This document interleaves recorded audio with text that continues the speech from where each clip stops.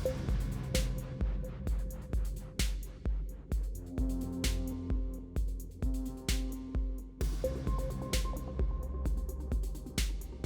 and gentlemen, good evening and welcome to the opening of this Spanish festival. It is a pleasure to have you all here to celebrate the remarkable contribution of some of our most iconic directors to the world of cinema. First of all, I would like to thank India International Center for its continued support to Cervantes and to Spain. And also, I would like to thank Mr. Murtaza Ali Khan, curator of this festival, for his wonderful work to make this festival possible and likely successful. During the coming weeks, we gather to honor some visionary director who has left an indelible mark in the world of films.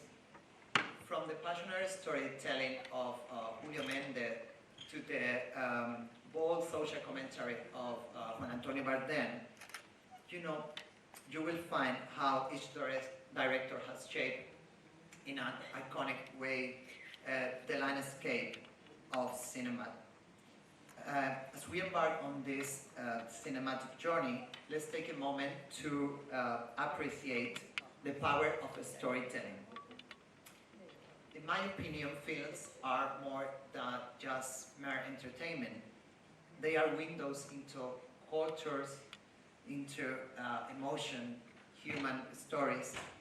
And through the lens of these directors, you will be able to explore love, passions, tragedy, humor, and the complexity of life. Our lineup includes some masterpieces of this iconic director that have stood to test of time. We will start today with Sex and Lucia by Julio Mendez. That is a sensual exploration of desire and also its identity. But we will continue with Muerte de un ciclista, Death of a Cyclist by Juan Antonio Bardem, or Welcome Mr. Marshall by Luis Garcia Berlanga. This, for example, is a delighted satire that humorously critiques cultural stereotypes. And if you are coming for that movie, you will also see the clash between modernity and tradition. And this film was made in 1953, but it's so modern at the same time. And you can see that in India also, that clash between modernity and tradition nowadays. We will also have Viridiana from Luis Buñuel, Cría Cuervos from Carlos Saura, that is a well-known director in India. We had an exhibition last year at Cervantes about Carlos Saura called Flamenco India, but also the National Museum of Indian Cinema in Mumbai had last year an exhibition of this director, and it was really important because it was the first time that a foreigner director was having an exhibition in this institution. And finally, we will have this Voyage to Nowhere, El viaje a ninguna parte de Fernando Fernán Gómez. Apart from the movie screening, we will have also a round table, like a panel discussion next 18th. And you will have the possibility to hear some local experts. I will be joining too, representing the Spanish voice, and you are also welcome to join that day. So I hope that this film will inspire you and will provoke thoughts on you and ignite maybe, a passion for storytelling. Enjoy the festival and please make the magic of Spanish cinema transport you to new horizon. Thank you, and I'm going to give the floor to Mr. Murtaza Ali Khan, curator of this festival. Thank you.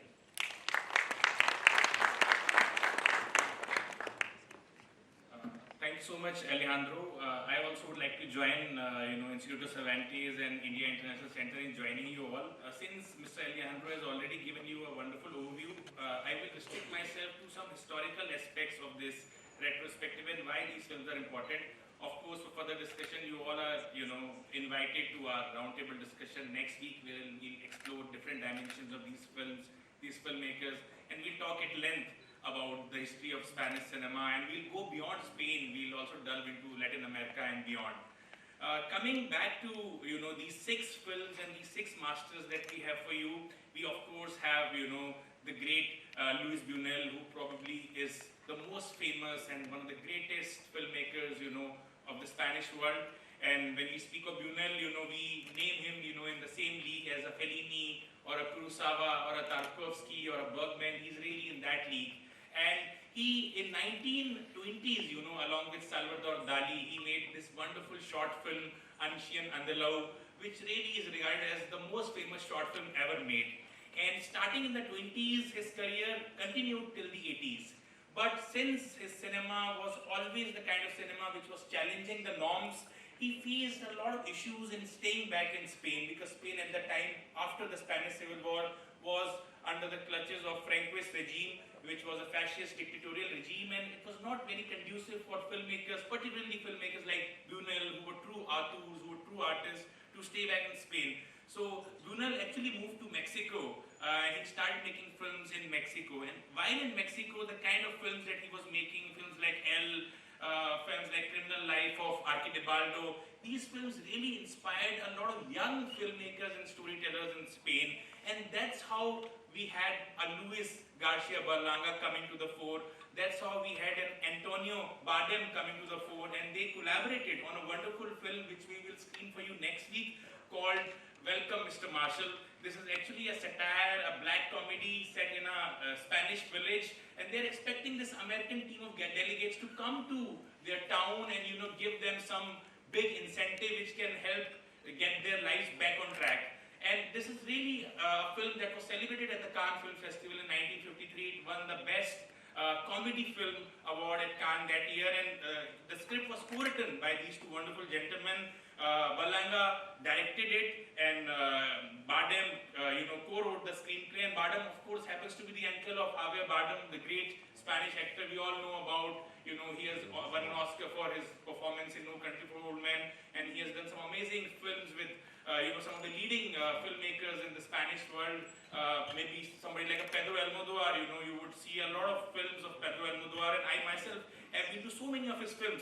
But the idea behind honoring these 6 names specifically is because these are the filmmakers who were really at the forefront of establishing the modern Spanish cinema during the Francoist regime. So Buñuel started it in that sense in a global way, and then Berlanga and Bardem, they really got inspired, and they act as bridge between the next generation, which is the generation of Carlos Saura. And Mr. Alejandro already spoke about Carlos Saura, and we had a wonderful retrospective of his. He was a photographer also, and he made some amazing films with Geraldine Chaplin, the daughter of Charles Chaplin.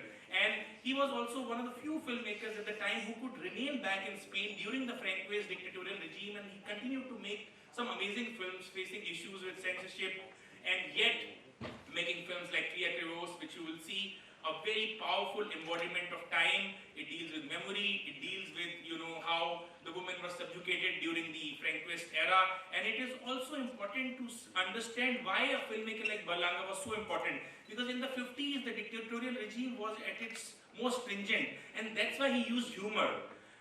If you compare that to somebody like an Antonio Bardem, he was not choosing humor, he was being a little direct. And so he ended up in jail, he ended up in prison during this regime. So Berlanga's cinema is able to bypass all that because of his use of humor. But that doesn't mean that he didn't have issues. Once Franco himself said, when one of his ministers said that probably Berlanga is a communist, he said, no, he's worse, he's a bad Spaniard. So these are the kind of adjectives that got associated with somebody like a Berlanga, and then of course Berlanga took it forward.